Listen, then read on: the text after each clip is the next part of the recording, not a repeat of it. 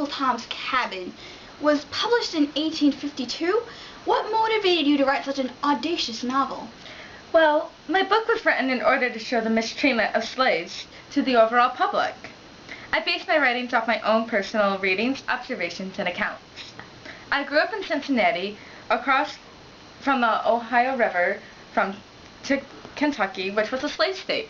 After I traveled there and saw the horrid ordeals that slaves had to go through every day from the hands of their masters, it drove me on to do something about it to let my fellow Americans know exactly what was going on. Books are read widely by citizens across the nation and generally by the better educated who are able to act out against these problems. But this was hardly my first abolitionist piece.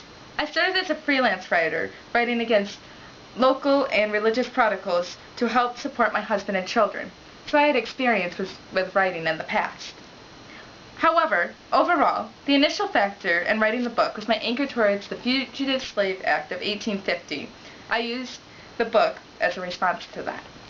Fascinating! Now, how did people react after the publication? I'm sure slaveholders weren't pleased with your book. No, they weren't. They were not very enthusiastic at all. People of the South criticized it greatly, and many banned the book soon after its publication.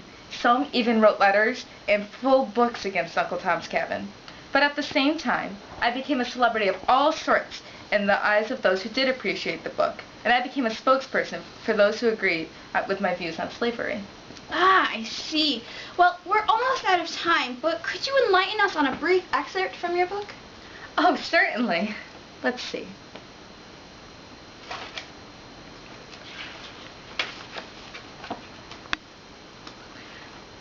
The February morning looked gray and drizzly through the windows of Uncle Tom's Cabin. It looked on downcast faces, the images of mournful hearts. The little table stood out before the fire, covered with an ironing cloth. A coarse but clean shirt or two, fresh from the iron, hung on the back of a chair by the fire, and Aunt Chloe had another spread out before her on the table. Carefully, she rubbed and ironed every fold and every hem with the most scrupulous exactness.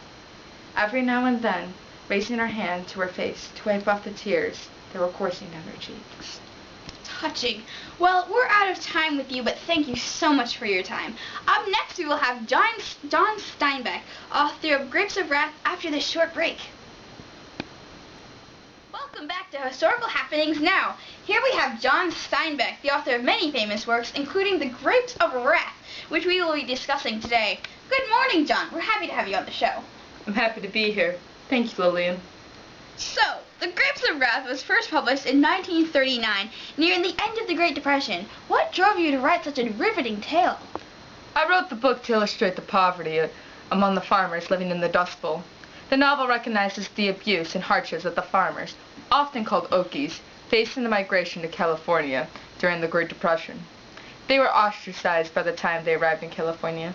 They were dirty, broke, often uneducated and emaciated, and many they sought help from refused to do so due to the stereotypes. Part of my hope in writing this was to gain sympathy from the reader, trying to get them to understand all the hardships the Okies had to go through. Some of the chapters also portrayed the dying landscape and the actual condition that the earth was in, which provides the reader with a historical and social background and history. That's just so sad, those poor farmers. Now, John, did you notice any changes in society after the publication of your novel? After the book was released, some people were angered over the use of strong language that I used to make the story more realistic and relatable. People were appalled, and the book was banned in multiple locations. Others also argued that certain scenes within the novel were considered unrealistic and disliked the fact that the book did not end happily. Overall, most did not enjoy it first, but over time, the book gained popularity and became a classic novel about the Great Depression. Would you mind sharing a part of the book with us? We don't have much time, so please make it brief. Sure, Lillian. This section I'll read is from the very first chapter. When June was half gone, the big clouds moved up out of Texas and the Gulf. High, heavy clouds, rainheads. The men in the field looked up at the clouds and sniffed at them and held wet fingers up to sense the wind. And the horses were nervous while the clouds were up. The rainheads dropped a little spattering and hurried